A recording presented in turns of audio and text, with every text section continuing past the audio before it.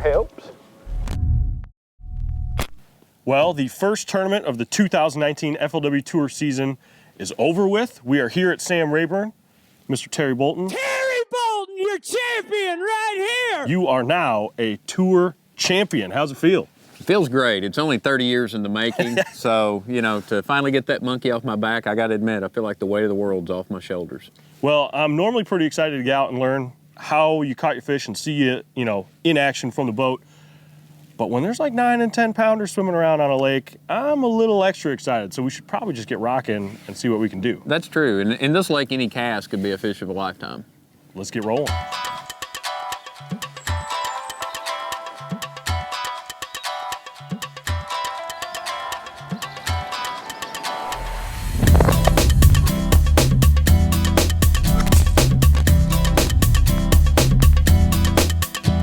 We are here in the land of giants. Well, what we have two drains, one going in this pocket here to the right, and one coming in toward this pine tree that you see. And here you have a point or a flat comes out, and there's a hydrilla line, then there's a little bare area. Then as you get closer to those bushes, you have a kind of a hay grass. So there's a little bare area, and where it's just hard clay in between these two grass lines. And these fish would be up here first thing early in the morning feeding on shad. And this is where I would stop and catch my limit real quick early every morning. And then you just start slinging DTs. That's right. And catching 10 pounders. Hopefully. Piece of cake. It's easy. Of cake. It's easy. It was best early, right at daylight till, you know, about 9. I would leave here around 9 o'clock. But we are here a little bit later this morning because somebody couldn't get out of bed, being me.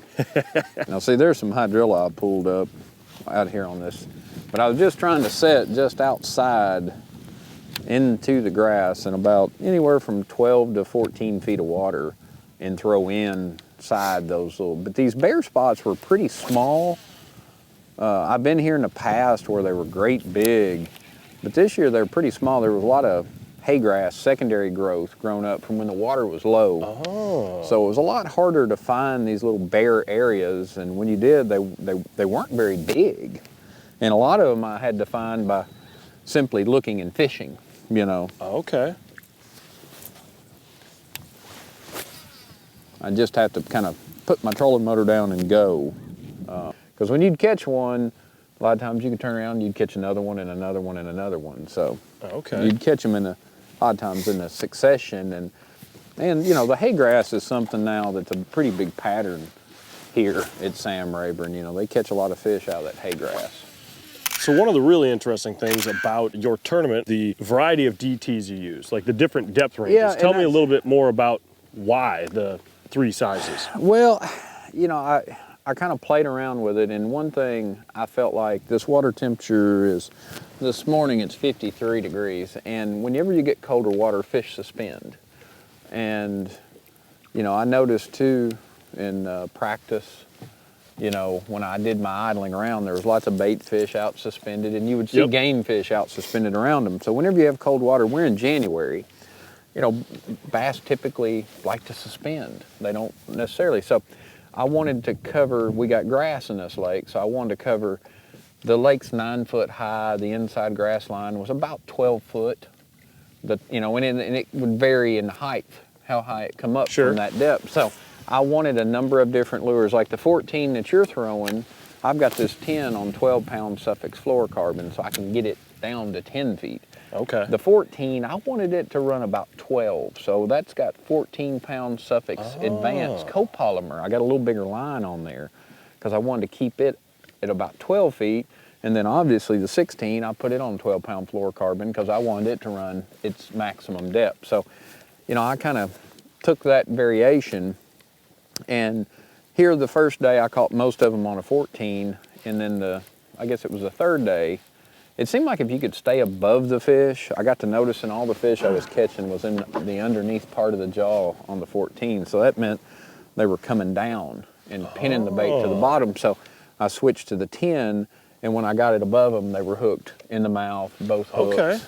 And it seemed like if you could stay above them, like the day I caught the 33 pounds, the 16 was really staying above those fish over that deeper hydrilla.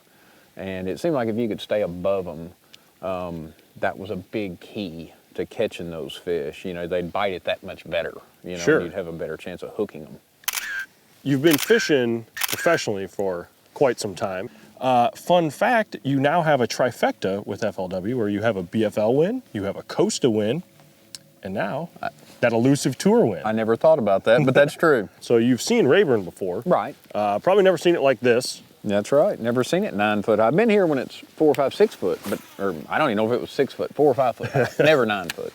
But how do you, when you come into an event like this and it's a lake that you're familiar with, but it's completely different, how'd you go about breaking down the lake for practice? Like, do you kind of forget anything you knew before? Well, you know, the first day of practice, I put in and went to a lot of the old areas where I used to catch them on the inside, the ones I could remember, inside grass lines on the other end of the lake. And at the end of practice, at the end of that day, I'd caught 3 bass.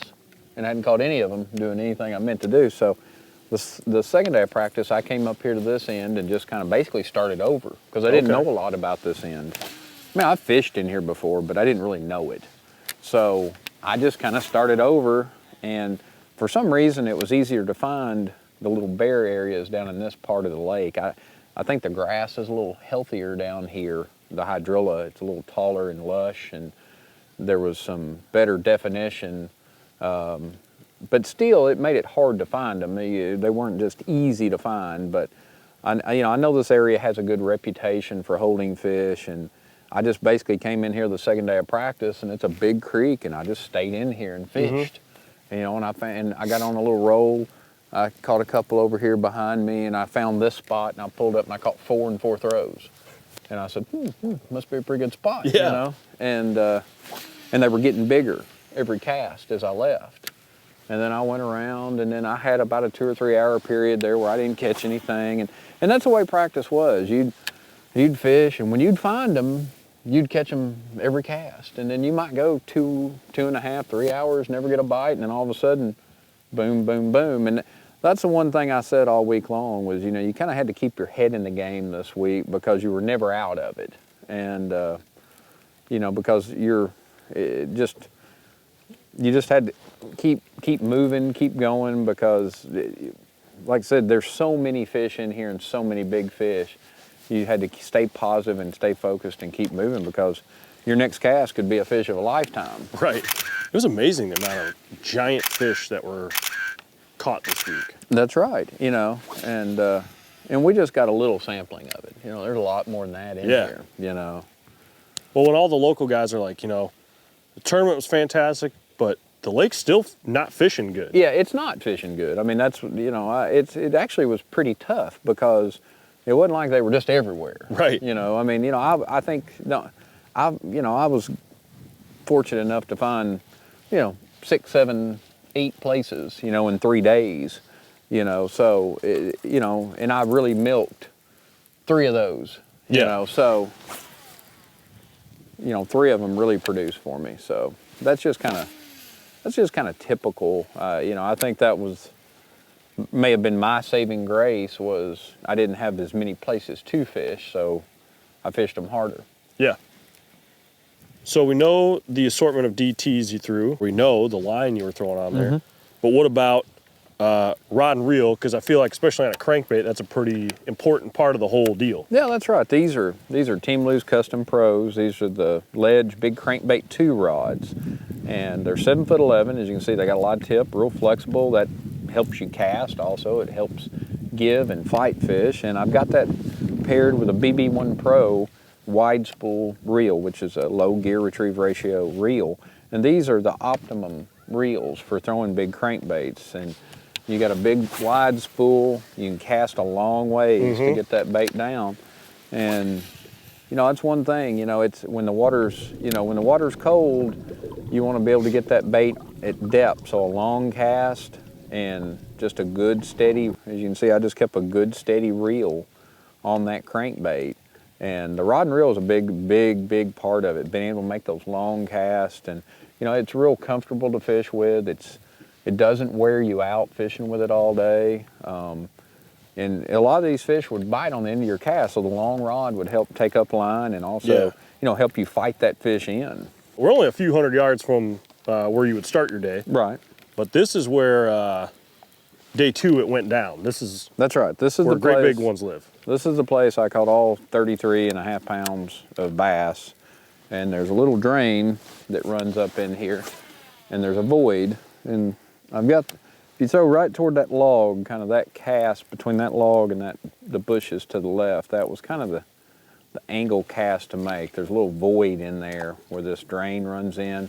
There's real tall hydrilla on the left and right, and there's a little short hydrilla out here coming off from left to right, makes a little point. And those bass were suspended out here over this deep, and it's pretty deep in there. You're throwing over, you know, you're throwing over 16 to 19 feet of water right there. Oh, okay. But it runs right up in there straight. And it was a one cast deal the second day. And when I found them, I was actually came idling down this grass line and seen it drop off, and just seen the grass quit, and you know, it kind of made a void, and there was all these dots on my screen, and I was like, hey, that's bass. And you know, and I turned around and made a couple casts, and you know, I caught a 6-pounder and a 2.5 pounder, and I just left. So I really had no idea. I thought there was bass here, sure, you know, but I had no idea. Most every fish I weighed the first 2 days came from here, and then my biggest fish I caught the third day came from here. Now the final day, it produced just a couple keepers. It was pretty well done for. And I thought I had one. I think I had one slap at it right there, and I got bumped. I think I missed him. The fact that I stayed here the second day longer than I probably should have is probably the best outcome for the tournament for me, because I stayed and caught a 9.8. Yeah. You know, so. Well, that's what you were saying, that you'd already had 27 pounds or whatever. I probably had 28. You know, like, what do I do at this point? Yeah, and Jody White told me, he said, catch a 10-pounder. And I went, okay. And, you know, I caught a 9.8, so, you know. Now, I don't know if that needs to go on film that I listened to Jody White, but, you know. I mean, normally it's not a good idea. Yeah. To listen to Jody White. But, you know, for once, I guess, I don't know if I did or I was scared to leave. I don't know which it was, you know. But yeah, this place here was pretty important for the first 2 days and three days. I did catch probably 2 of my biggest fish here the third day, but now the final day it didn't produce anything.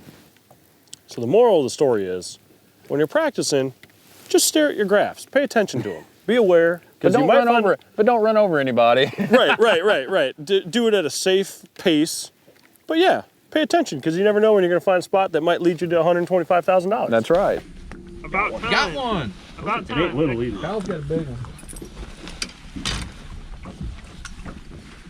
It's bum rushing me. I was like, man, did I just get hung up? And then it started shaking its head. What you gonna do, fish? Don't you jump. Uh-oh.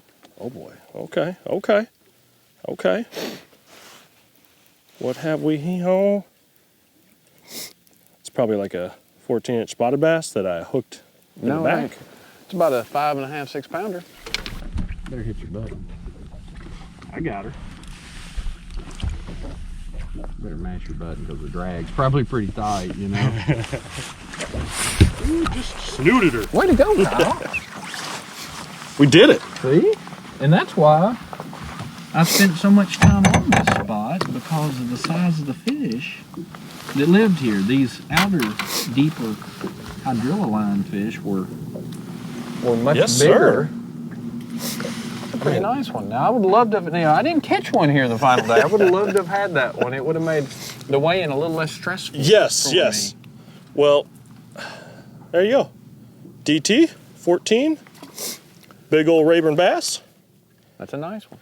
And man, I gotta say, I think this is a good one to end on. The sun's out, it's warm now. That's right. You gotta get driving home. Terry, congrats this week, man. Thank you very much. And congratulations, that's a great bass. And this is the way I want to leave Sam Rayburn, watching someone catch a really nice bass. Yes, sir.